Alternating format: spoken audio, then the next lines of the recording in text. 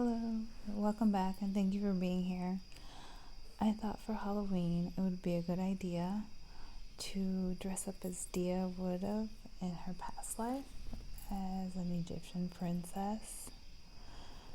And I'm going to be reading part 14 of The Darkness to help you relax and fall asleep.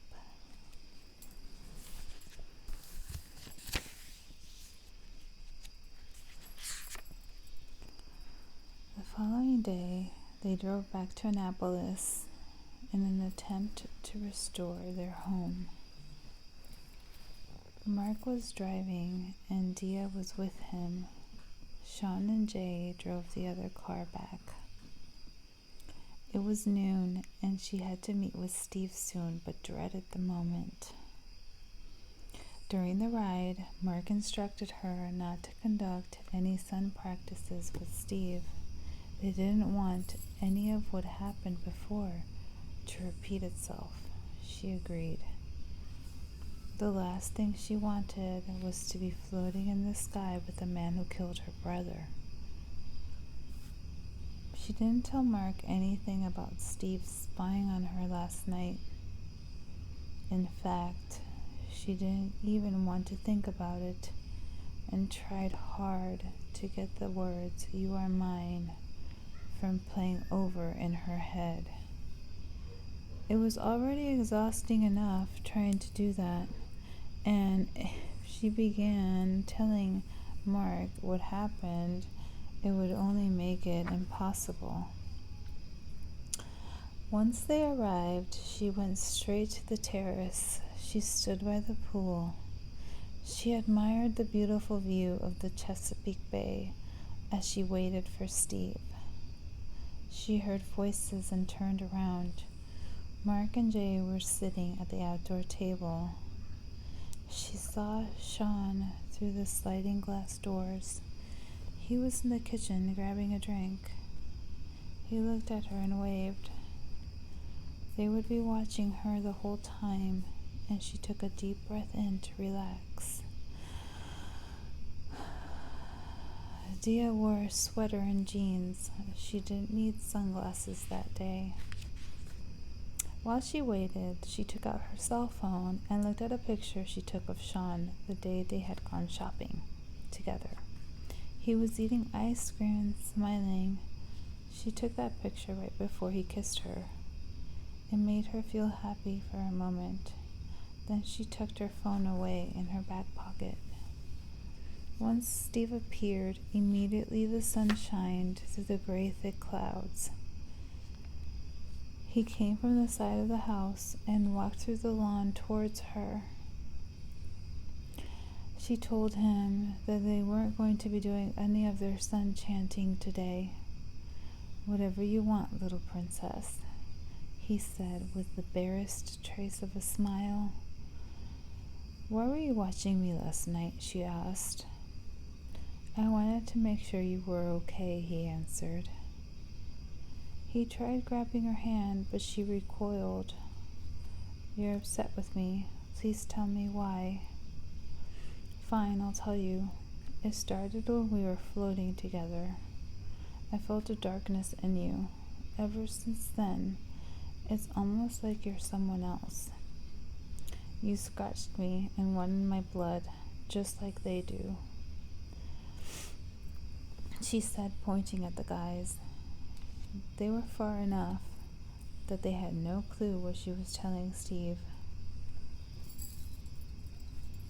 "The scratch only happened because Mark pulled you, and I can't help I love the way you taste," he said, running his hand along her arm slowly. A warm feeling gathered itself inside her, and something within her softened. "And what about my brother? Sean said in my past life you killed him because he was trying to protect me." "That's not what happened. Of course Sean wants you to think that," he laughed. "So they told you about your past life." "I'm sure they lied about some things. Dia, they're the ones that killed your brother. Dia was shocked. Then he kissed her cheek softly, and an unwarranted feeling of excitement rushed through her entire body. Suddenly, she felt Mark grab her waist. "How long will you be staying today?" he asked Steve. Steve answered him in that other language. They both talked for a moment, and Mark's voice sounded angry. Then Mark whispered in Dia's ear, "See you in a little bit," and he walked away. "They don't want you to know the truth, what really happened in your past life. They want to keep that a secret from you, but I can tell you everything. I trust Sean. He would tell me the truth," Dia said. "Did you trust him that day in the basement when they almost killed you?" "Didn't he drink your blood too?" Steve asked. Dia slowly nodded. She felt a pain in her stomach rise up into her chest and form a deep heaviness. "I'm not telling you this to hurt you. I just don't want you living a lie," Steve added. He lifted her chin slowly and looked into her eyes. "Come with me, let's leave together, and I'll tell you the truth about everything. You'll never feel pain again. You can live in the sunlight, no more darkness," he said, smiling. "But you promised them you wouldn't take me," she said. Her voice was shaking. "I want it to be your decision to leave with me. The only reason I agreed to anything with them is because of you," he said. "And because they're your brothers, right?" Dia asked. Steve started laughing, then nodded. "I can't," Dia said sharply. "That's fine. But what we did to help Jay, I can reverse that." "I don't want to, Dia, but I will. I'll start with Sean," he said, and suddenly a thick cloud covered the sun. She looked at the sky and was overcome with fear. "They won't be able to go outside in the daylight, and the slightest bit of sun will feel like torture," he added. "I don't want that," she said quickly. "Then what's your decision?" he asked. "If I don't like it, will you bring me back?" "Of course I will." "I only want your happiness," he said. She didn't believe him, but she just wanted to see what he would say. She did believe that he would use force and that he would hurt them in order to take her. She decided this was the only way. "Fine, I'll go with you," she told Steve. "We have something to tell you," Dia yelled at the guys.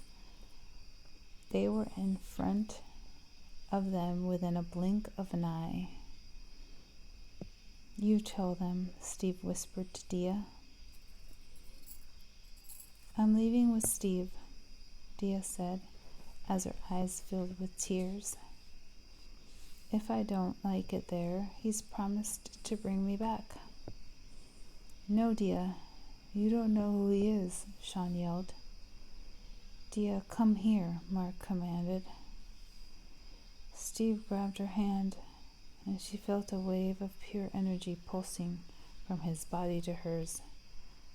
It traveled through her arm, and she felt it in her entire body throbbing. "Wait, don't touch her," Jay said. Dia let go of his hand, Mark yelled. "Diane, you can't leave with him," Jay pleaded. "I will," she said, with a heaviness in her voice. After all, their fate was in her hands. As they began walking away, she yelled, "You know nothing about him.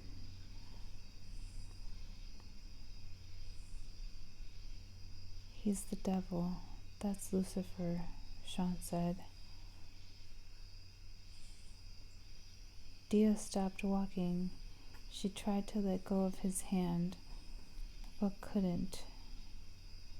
He began pulling her and screamed. She screamed. Mark, Sean, and Jay were by her side instantly. Dia looked at them. "Help me, please," she yelled.